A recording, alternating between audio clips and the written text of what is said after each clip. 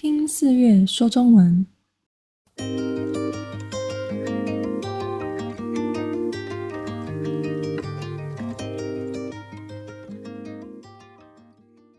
嗨，大家，这周过得好吗？最近天气变化大，新冠病毒又在台湾发威了，你们也要多多注意身体哦。那么上周六1月13是台湾的总统大选，不晓得大家有看到新闻吗？无论结果如何，目前已经算是顺利结束了。那说到选举，当然有很多可以聊的内容，但是政治这个话题，应该不管在哪个国家都是相当敏感的吧。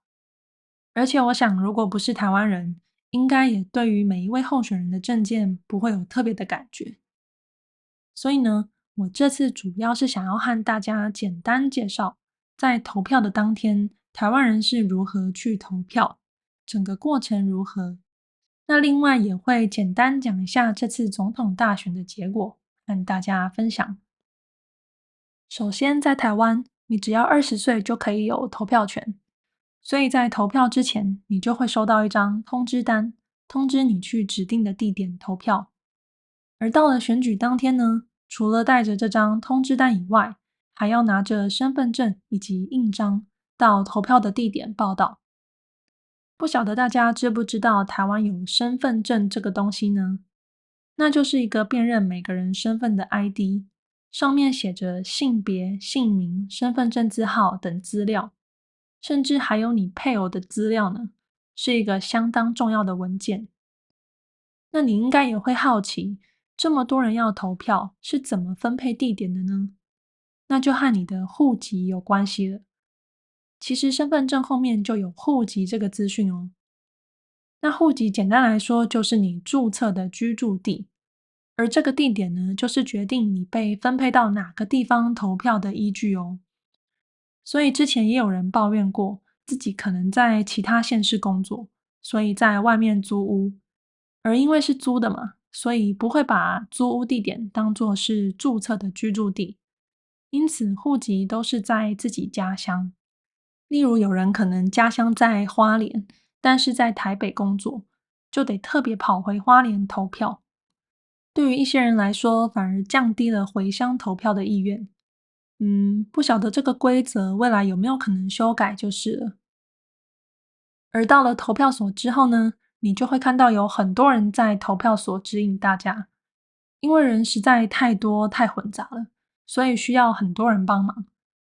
而进去之后，会先看到大约3、4个人坐在一张长桌子后面，你就要把刚刚提到的那些文件交给他们，有点像是过海关一样吧。他们就会检查你的身份，看看你的脸啊是否是本人之类的。接着就会拿你的印章盖在报到单上面，才会把今天要投票的单据发给你。这时候你才开始排队去投票哦。而投票的时候要怎么保持隐秘呢？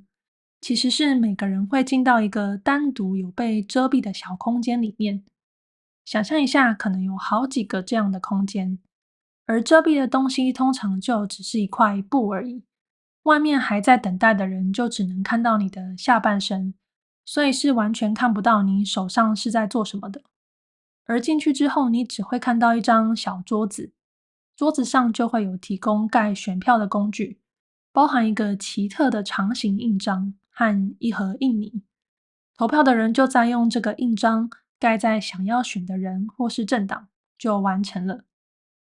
而因为这次2024总统大选，除了选总统以外，还包含要选区域的立委以及投政党票，因此你会拿到3张的票，有3张的票需要盖哦，而且一次只能盖一个，如果多盖就会变成废票。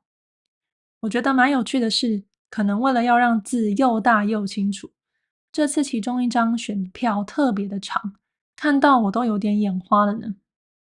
而盖完章之后，你就可以走出那个遮蔽的空间，到外面也会有人指引你，将票投入对应的投票箱，就完成投票的手续咯。虽然整个投票的流程大概是如此，但是每次去投票还是令我有点紧张，不知道为什么。那么这次大家最关注的当然是总统大选，所以我还是想要简单的介绍一下。这次总共是有3组的候选人，分别是由不同的政党派出来的。那台湾人除了会用政党名字之外呢，喜欢用颜色来区分。所以简单来说，就是蓝色的国民党、绿色的民进党和白色的民众党的选战。而最后的结果是由绿色的民进党候选人获得40%的支持率，赢过蓝色政党的33%和白色政党的26%，成为本届台湾的总统。那么台湾总统一般是做多久呢？是和美国和日本一样的4年哦，不过是不能一直参选的，目前最长只能做8年，也就是做了2任就要换其他人来做。而这次比较不同的是，因为过去8年的总统也是由绿色党派的人担任，通常台湾很常会在下一次选择另外一个党派的人，但是这次算是首次没有由不同的政党胜出，而是由同一个政党的候选人连任，所以算是比较特别的结果吧。要说明这场选战实在有些复杂，中间也有许多戏剧性的变化，所以如果有兴趣的人可以去研究看看哦。那么选举后台湾人的反应呢？既然是竞争，当然有喜有悲啦。许多人在候选人当天公布结果的晚会上都流下了眼泪，当然有开心的眼泪，也有难过的眼泪。而在结果宣布至今，媒体当然还是勤劳的在发各种耸动的标题，或是挑起大家的对立等等的新闻。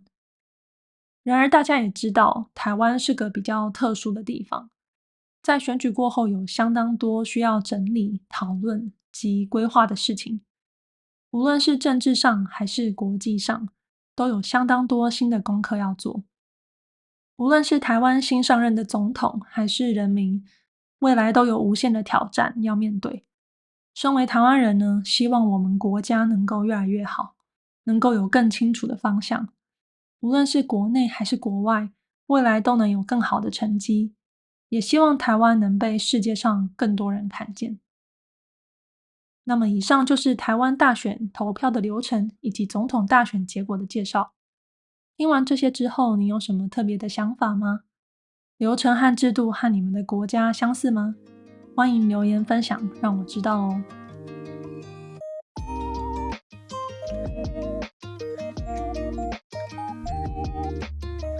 谢谢您收听我的节目，希望有帮助正在学中文的你。我有将逐字稿放在资讯栏中，如果有需要的话可以参考。我也会持续的更新，喜欢的话可以 follow 我。那我们下次见，拜拜。